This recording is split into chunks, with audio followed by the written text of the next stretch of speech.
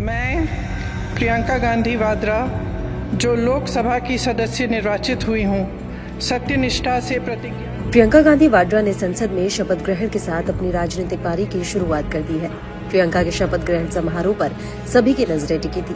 प्रियंका ने हाथ में संविधान लेकर शपथ ग्रहण की। इस दौरान कांग्रेस नेता जोरदार नारेबाजी करते भी नजर आए। प्रियंका गांधी के हाथ में संविधान देखकर कई लोग हैरान रह गए। शपथ समारोह के दौरान संसद का नजारा देखने लायक था। प्रियंका गांधी पहली बार किसी सदन की सदस्य बनी है। ऐसे में उनके सियासी सफर के बारे में भी जानते हैं। अपनी दादी इंदिरा गांधी, मां सोनिया गांधी और भाई राहुल गांधी के बाद प्रियंका गांधी भी संसद में दक्षिण भारत के किसी क्षेत्र का प्रतिनिधित्व करने जा रही हैं। प्रियंका गांधी 1999 में अपनी मां सोनिया गांधी के लिए चुनाव प्रचार करने उतरी थी। इस दौरान उन्होंने पहली बार राजनीतिक मंच से बीजेपी उम्मीदवार अरुण नेहरू के खिलाफ प्रचार किया था। लेकिन इन 25 सालों में ऐसा कभी नहीं हुआ जब प्रियंका गांधी ने चुनाव लड़ा हो।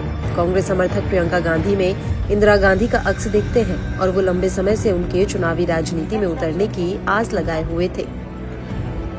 प्रियंका गांधी अपनी सियासी सूझबूझ और तालमेल कर फैसले करने के लिए जानी जाती है। वर्ष 2017 के उत्तर प्रदेश विधानसभा चुनाव में कांग्रेस और समाजवादी पार्टी के गठबंधन और सीट बंटवारे में प्रियंका गांधी ने बड़ी भूमिका निभाई। हालांकि इस गठबंधन को सफलता नहीं मिली।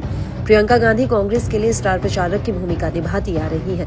अब तक का उनका चुनावी ग्राफ मिला जुला रहा है। वर्ष 2022 में उनके प्रभाव में कांग्रेस उत्तर प्रदेश में कुछ खास असर नहीं छोड़ सकी और सिर्फ 2.5% के वोट शेयर और 2 सीट पर सिमट गई। उन्होंने दिसंबर 2022 में हिमाचल प्रदेश विधानसभा की कमान अपने हाथों में ली और पुरजोर प्रचार किया। इस पर्वतीय राज्य में कांग्रेस की सरकार बनी। प्रियंका गांधी कई मौकों पर कांग्रेस के लिए संकटमोचक की भूमिका भी निभाती रही है। राजस्थान में सचिन पायलट के बागी रुख अपनाने के बाद पैदा हुए राजनीतिक संकट के समाधान में उन्होंने सक्रिय भूमिका निभाई थी। लोकसभा चुनाव के कुछ दिनों बाद जून में कांग्रेस ने घोषणा की थी कि राहुल गांधी उत्तर प्रदेश में रायबरेली संसदीय क्षेत्र रखेंगे और केरल की वायनाड सीट खाली कर देंगे, जहां से उनकी बहन प्रियंका गांधी चुनावी पारी की शुरुआत करेंगी। प्रियंका गांधी को अतीत में वाराणसी से प्रधानमंत्री नरेंद्र मोदी के लिए संभावित चुनौती के रूप में और परिवार के गढ़ रायबरेली में कांग्रेस की दिग्गज नेता सोनिया गांधी के उत्तराधिकारी के रूप में पेश किया गया था। हालांकि कांग्रेस ने उन्हें वायनाड से मैदान में उतारने का फैसला किया, जिस संसदीय सीट से उनके भाई राहुल लगातार 2 चुनावों में जीते थे। प्रियंका गांधी पहले उत्तर प्रदेश की कांग्रेस प्रभारी थी। इस लोकसभा चुनाव में उन्होंने रायबरेली और अमेठी में कांग्रेस की जीत में प्रमुख भूमिका निभाई। बहरहाल कांग्रेस नेता प्रियंका गांधी वाड्रा की आज से संसदीय लोकतंत्र की पारी शुरू हो गई है।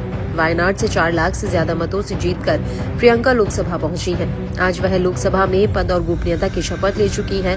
संसद भवन पहुंचने पर प्रियंका गांधी ने कहा कि वे बेहद खुश हैं। प्रियंका मां सोनिया गांधी और भाई राहुल गांधी के साथ संसद भवन पहुंची थी। लोकसभा अध्यक्ष ओम बिरला ने उनका नाम पुकारा, जिसके बाद वह हाथ में संविधान की किताब लेकर पहुंची और शपथ ली।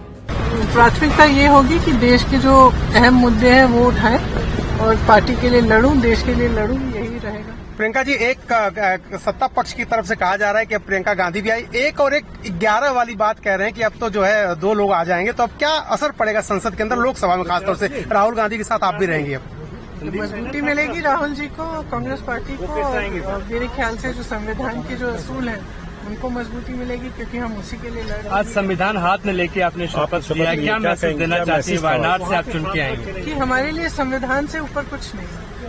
हमारे लिए जो संविधान है, जिसके असूलों पर इस देश की नींव डली है, उसी के लिए हम लड़ रहे हैं और लड़ते हैं। बीजेपी इंदिरा जी को याद किया आपने, इंदिरा जी को याद किया आपने। आज साड़ी भी आपकी जो है वो इंदिरा जी के साथ जो थी वैसी। आप इंदिरा जी को भी याद किया क्या आपने? आज मौजूद है प्रियंका जी, संविधान हाथ में लेकर